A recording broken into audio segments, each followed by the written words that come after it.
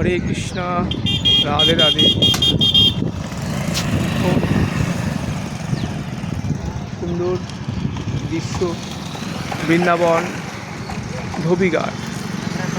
ধোবিঘাটের এই চলে গেল বৃন্দাবনের ধোবিঘাট, এখান থেকে শুরু। ওখানে ওই কোণে এক মহাত্মা বসে সাধন ভজন করছে।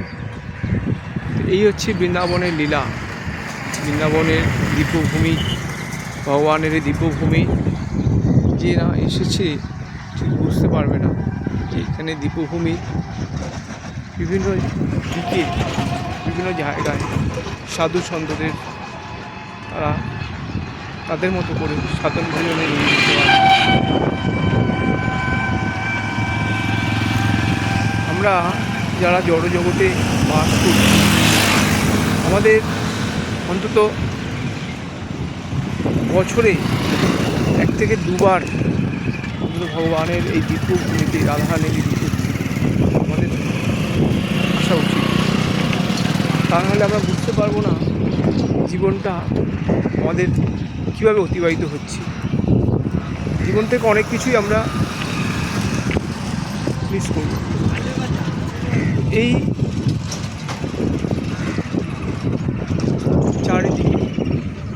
চারিদিকে দৃশ্য হচ্ছে বৃন্দাবনের ধোবিঘাটের দৃশ্য, কি অপূর্ব। আমরা এবার ধোবিঘাটের ফুল বাগান, চারিদিকে অপূর্ব দৃশ্য।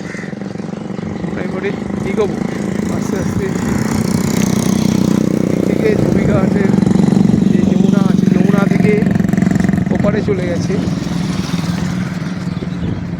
এখানে যে খাবার দিচ্ছে না, এগুলোর একটা অপূর্ব মানে লজিক্যালি আছে।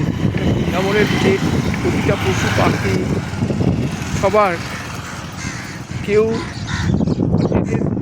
যেখানে জন্মগ্রহণ করা, এটা আমরা সাধারণভাবে চোখে বা সাধারণভাবে দেখলে হবে না। প্রত্যেকেই এক একটা মহাত্মা বলতে পারে। অনেকেই দেখবেন বৃন্দাবনের এই গাছের নিচে চিনি বিছিয়ে দিচ্ছে, কেন যে পিঁপড়েগুলো তারাও সেগুলো আহার করছে। যে যেভাবে পারছে ভগবান মানে বৃন্দাবনে এসে ভক্ত সেবা, ভগবানের সেবা নিয়োজিত হতে চাইছে। কেন এখানে সকালেই পরিক্রমা করতে গিয়ে দেখছিলাম কেউ কেউ বিভিন্ন খাবার সংগ্রহ করে, যে পরিক্রমা মার্গের পাশে যে সাধু সন্তরা বসে থাকেন ওনাদেরকে বিভিন্ন রকম খাবার সমগ্র ওনাদেরকে সরবরাহ করছিলেন। তো বিষয়টা যে কেউ যদি এই ভাবটাকে ভাবেন যে ভিখারিদেরকে দিচ্ছি তো মহা পাপ, এই ভাব নিয়ে এই বৃন্দাবনের এইভাবে দেওয়াটা ঠিক নয়। সেবা হিসাবে ভেবে বৃন্দাবনকে যে যেভাবে এসে বছর অন্তত 1 থেকে 2 বার যারা সময় পাচ্ছেন না, তারা অন্তত মিনিমাম একবার বৃন্দাবন এসে এই সেবা বিভিন্নভাবে সেবায় যুক্ত হওয়া উচিত বলে আমি মনে করি, যেটা শাস্ত্রসম্মত যেটা মনে হয়। বলতে বলতে আমরা চলে এলাম ধোবিঘাট যমুনার পাড়ে। কি অপূর্ব দৃশ্য! ওই যে এই সবাই আসছে, আর ওই যে মানে রোডটা, এই রোডটা 4 মাস বন্ধ থাকে বর্ষাকালে, বাকি সব ওপার থেকে, অর্থাৎ ওপারে বলে বৃন্দাবনের যমুনার ওপারটা লক্ষ্মী দেবীর বাসস্থান বলা হয়। লক্ষ্মী দেবীর মন্দিরও রয়েছে, ওখান থেকে সবাই যাচ্ছে। এই যে দেখুন, এই ঘুরে ওই যাচ্ছে, ওই ওপারে চলছে লক্ষ্মী দেবীর ঘর। ওপারে হচ্ছে লক্ষ্মী দেবীর বাসস্থান, এপারে যমুনা আসবে বৃন্দা দেবী, মাঝখানে যমুনা। কি অপূর্ব দৃশ্য!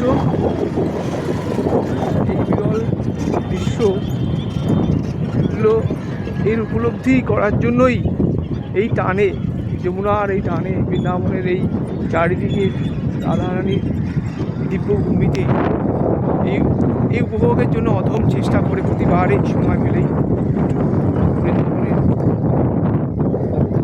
রাধারানীর ধামে আসার সুযোগ দেওয়া হয়। এক দিব্যভূমি, এগুলো না এলে এখানে বোঝা যাবে না যে কেন এই দিব্যভূমি। বৃন্দাবনের প্রতিটা বৃক্ষ, প্রতিটা ঘাস, প্রতিটা ধূলিকণা, এই হচ্ছে এক চিন্ময় চিন্ময় ধাম, যা আমরা যারা কলকাতার দিকে বা অন্য অন্য অঞ্চলে যারা বাস করছি, ঠিক জড়জাগতিক বা অন্য অন্য কিছুর সঙ্গে বৃন্দাবনকে মেলালে হবে না। হয়তো আপনারা অনেকে ভাববেন যে বৃন্দাবনে এখানে ওখানে নোংরা আবর্জনা, ঠিক এইভাবে বৃন্দাবনকে উপলব্ধি করা যায় না।